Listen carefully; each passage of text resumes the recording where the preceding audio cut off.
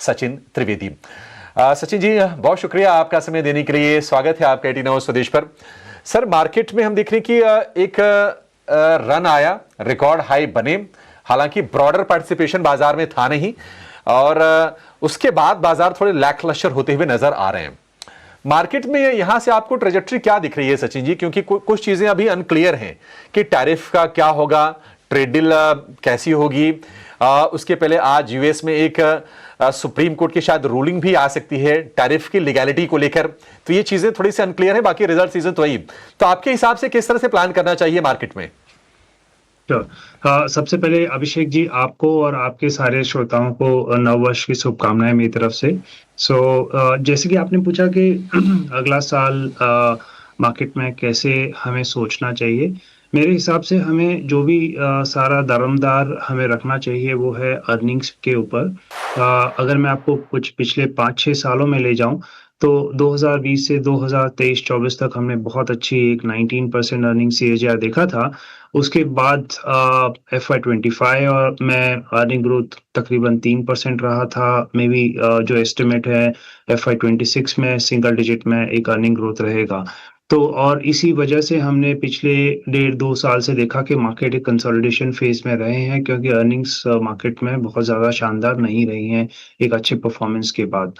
But यहाँ से मुझे लग रहा है कि FY27 जो आने वाला वित्तीय वर्ष होगा, मुझे लगता है कि वहाँ पे अर्निंग ग्रोथ का परफॉर्मेंस अच्छा रहेगा, डिस्पाइट जो भी हेडविंड्स हमने देखी हैं। मे बी जैसे आपने कहा जियोपॉलिटिकल हेडविंड्स वगैरह जो देखी हैं, इसके बावजूद मुझे लगता है कि जो हमारा अगला आने वाला वित्तीय साल रहेगा उसकी अर्निंग ग्रोथ डबल डिजिट में रहने की शक्यता है।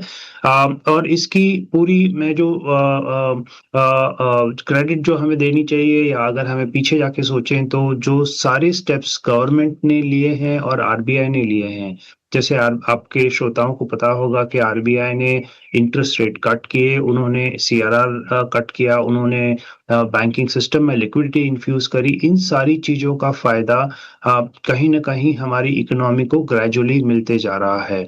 तो दूसरा स्टेप जो हमारी सरकार ने लिया था कि अगर आपको याद हो पिछले बजट सेशन में उन्होंने इनकम टैक्स में भारी छूट दी थी हमारे कंज्यूमर्स को।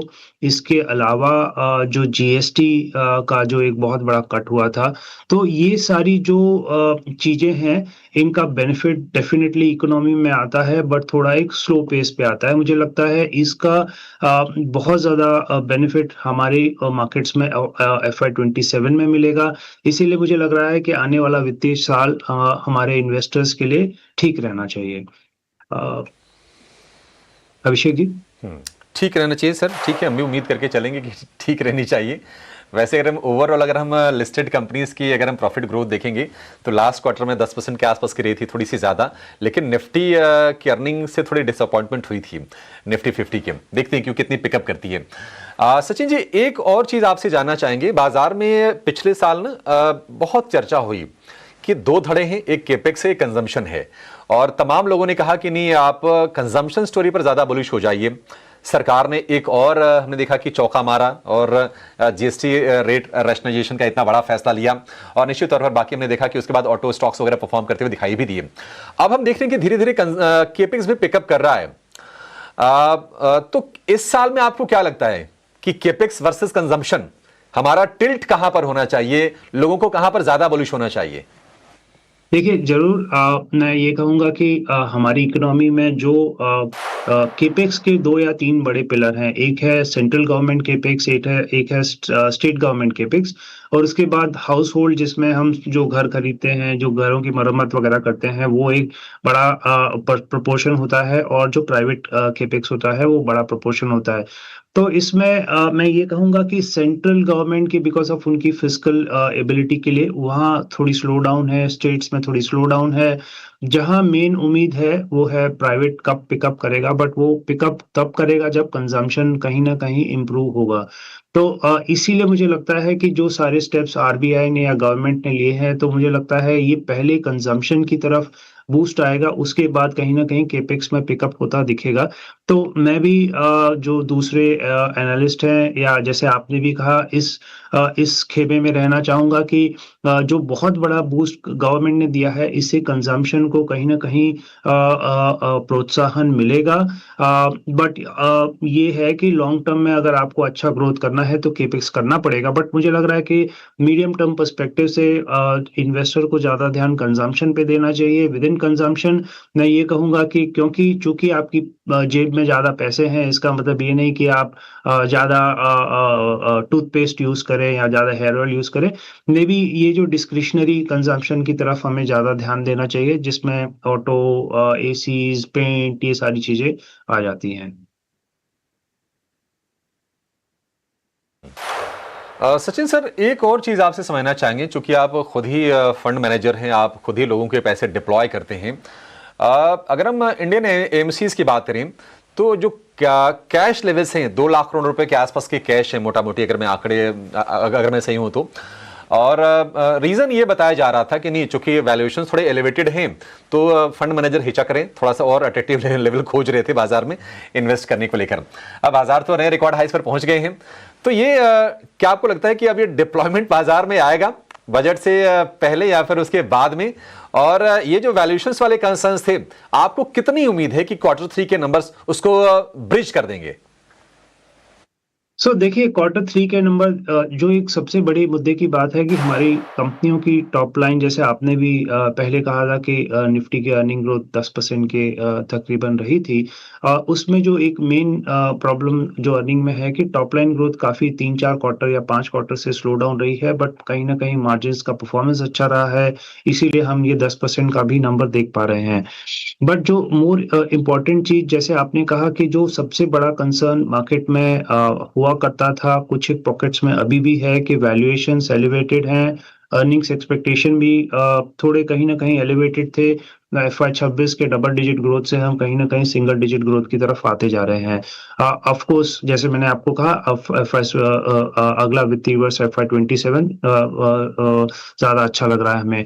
बट जो मेन मुद्दे की बात है वैल्यूएशन, जो वैल्यूएशन में अगर आप देखें आज भी लार्ज कैप के वैल्यूएशंस अपने लॉन्ग टर्म से थोड़े महंगे हैं, बट स्टिल कंफर्टेबल रेंज में है क्योंकि अर्निंग ग्रोथ अच्छी लग रही है। बट मुझे लग रहा है कि मिड और स्मॉल कैप एक ऐसा सेगमेंट है जहाँ पे अर्निंग्स एक्सपेक्टेशन काफ़ी ज़्यादा हाई है। Plus on top of that valuations अपने लॉन्ग टर्म एवरेजेस से बहुत ज़्यादा महँगे हैं। मुझे पता है कि जैसे पिछला साल रहा है जिसमें स्मॉल कैप के रिटर्न्स नेगेटिव रहे हैं इंडेक्स लेवल पे।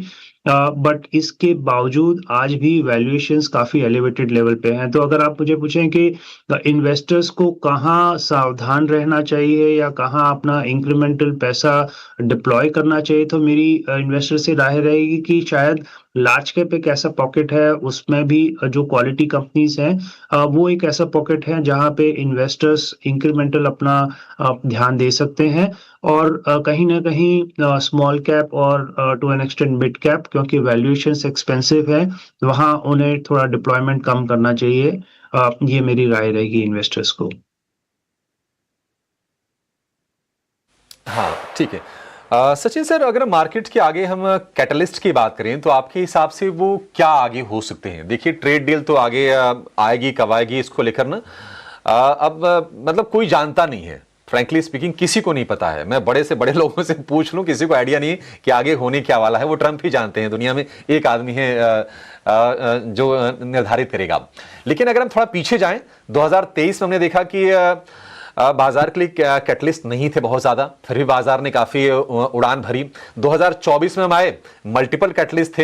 हमने देखा कि कैपेक्स आ गया, इंटरेस्ट रेट कट हो गए, जीएसटी का सपोर्ट मिल गया और हमारे मैक्रोस काफी बेहतर हो गए, फिर भी बाजार चला नहीं। अब इस साल में आपके हिसाब से जो मेजर जो कैटलिस्ट होंगे, जो बाजार को यहां से ऊपर ले जाने का काम करेंगे, आपके हिसाब से कौन से होंगे वो?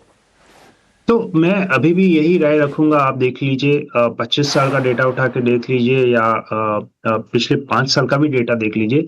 सारा का सारा जो मार्केट का एक्सप्लेनेशन है, मे बी 90-95% जो भी मार्केट का हमने रिटर्न्स देखे हैं 12-13% कंपाउंडिंग, ये सारा का सारा अर्निंग से ही डिटरमाइन होता है। बाकी ट्रेड डील्स, कब कौन-सी वॉर शुरू हो गई, क्या हुआ, मुझे लगता है इन सारी चीज़ों से हमें ध्यान नहीं रखना चाहिए। जो मेन मुद्दे की बात है, अर्निंग्स कहाँ अच्छी आ सकती है। अब मुझे लगता है कि कुछ एक पॉकेट्स हैं, जैसे प्राइवेट सेक्टर बैंक्स का एक जैसे पॉकेट है, यहाँ पे पिछले 1 साल से कंसिस्टेंटली आरबीआई ने जैसे रेट कट्स किए हैं, स्ट्रेट अवे इनकी बैंक्स की टॉप लाइन पे स्ट्रेट हिट आया है। बट ग्रेजुअली कहीं न कहीं इन बैंक्स के आप देखेंगे जो डिपॉज़िट ट्रेड कर रहे हैं, उसका बेनिफिट ग्रेजुअली बैंक्स को मिलना शुरू होगा। हो सकता है कि प्राइवेट सेक्टर बैंक्स में और पब्लिक सेक्टर बैंक्स में भी हो सकता है कि इन बैंक्स में आपको अगले 1-2 क्वार्टर का पेन और दिखे, बट इसके बाद मुझे लगता है कि यहाँ पे एक अर्निंग अच्छी-सी रिकवरी होनी न लाज़मी है, क्योंकि कहीं न कहीं डिपॉज़िट रेट्स जो कट कर रहे हैं, उसका बेनिफिट भी इन सारी बैंक्स को मिलेगा। तो ये एक पॉकेट है जहाँ पे डेफ़िनेटली आप कह सकते हैं कि सेक्टर वाइज़ कैटलिस्ट हो सकता है। जो हमने दूसरा देखा, जैसे जीएसटी रेट कट आया, डिस्क्रिशनरी स्पेंडिंग में ऑटो एज़ अ स्पेस हमने काफ़ी एक अच्छी रिकवरी देखी है। बट मैं ये कहूँगा कि यहाँ पे आपको जो ध्यान रखने की ज़रूरत है, ये बहुत बड़ी 10% की काफ़ी सारे पॉकेट्स में, प्रोडक्ट्स में 10% की कटौती हुई है। यहाँ से डेफ़िनिटली कंज़्यूमर्स अट्रैक्ट होंगे और अगले 1 से डेढ़ साल में जितना मुझे पता है कि काफ़ी सारी कंपनियाँ नए-नए प्रोडक्ट्स लॉन्च करने वाली हैं, जिससे बूस्ट मिलेगा। इसी सेक्टर में जो आपको ध्यान रखने की ज़रूरत है कि कहीं न कहीं 8 पे कमीशन की भी बात चल रही है, जो कहीं न कहीं FY 27 में फिर से लागू होगा। ये सरकारी लोगों के लिए है, बट इसका एक बहुत बड़ा कंज़म्पशन पे बूस्ट मिलता है। This is over and about the जो इनकम टैक्स कट हुआ, जीएसटी कट हुआ, तो ये सारे कैटलिस्ट शायद काम करेंगे। डिस्क्रिशनरी, कंज़्यूमर डिस्क्रिशनरी जिसे कहते हैं, जिसमें ऑटो भी आ गया, पेंट्स भी आ गया, दूसरे कंज़्यूमर ड्यूरेबल गुड्स भी आ गए। इन सारे एरियाज़ में मुझे लगता है कहीं न कहीं बूस्ट शुरू होगी, और डेफ़िनेटली अगर आप गाड़ी खरीद रहे हैं, आप घर पेंट कर रहे हैं, आप नया घर खरीद रहे हैं, तो उसके लिए आप डेफ़िनेटली लोन्स भी लेते हैं। तो ये सारी चीज़ें मुझे लगता है एज़ अ कैटलिस्ट काम करेंगी मार्केट में अर्निंग्स के लिए। सचिन सर, एक आखिर में छोटा सवाल और एक संक्षेप में आपसे जवाब जानना चाहेंगे। मैं वो तमाम ऐसे इन्वेस्टर्स जिनके पास पैसे हैं और बाजार में नई शुरुआत करना चाहते हैं, उनके बिहाफ में आपसे सवाल मैं पूछना चाह रहा हूं कि अगर शुरुआत करनी है म्यूचुअल फंड में, तो कौन से फंड से शुरुआत करें? क्या multi asset allocation fund, balance funds ये सही रहेंगे शुरुआत करने के लिए? देखिए, जो इन्वेस्टर आज भी क्योंकि आपने संक्षेप में पूछा, तो मैं संक्षेप में ही जवाब दूँगा। हाँ, आज की तारीख में क्योंकि मार्केट में वोलेटिलिटी काफ़ी ज़्यादा है, ऐसे पीरियड में मुझे लगता है कि इन्वेस्टर्स को ये फंड, जैसे आपने कहा बैलेंस एडवांटेज फंड या मल्टी एसेट फंड, जो अलग-अलग तरह के एसेट क्लासेस में पैसा डालते हैं, प्राइमरीली फिक्स्ड इनकम और इक्विटी, और डायनामिकली इसका एसेट एलोकेशन भी मैनेज करते हैं। मुझे लगता है कि इन्वेस्टर को अपना पैसा फंड मैनेजर या इन स्कीम्स में पार्क कर देना चाहिए। बाकी मार्केट की जो भी उतार-चढ़ाव होंगे, कहाँ कब पैसा लगाना है, ये फंड मैनेजर देखेगा, और इस तरीके से अपनी सेफ शुरुआत इन्वेस्टर कर सकते हैं। ठीक है Sachin sir, pleasure speaking to you sir. अच्छा लगा आपसे धन्यवाद। बातचीत करके, और आपसे फिर से मुलाकात होगी सर, किसी और मसले पर आपसे बातचीत आगे करेंगे। Thank you so much sir, और wish you a very happy new year. चलिए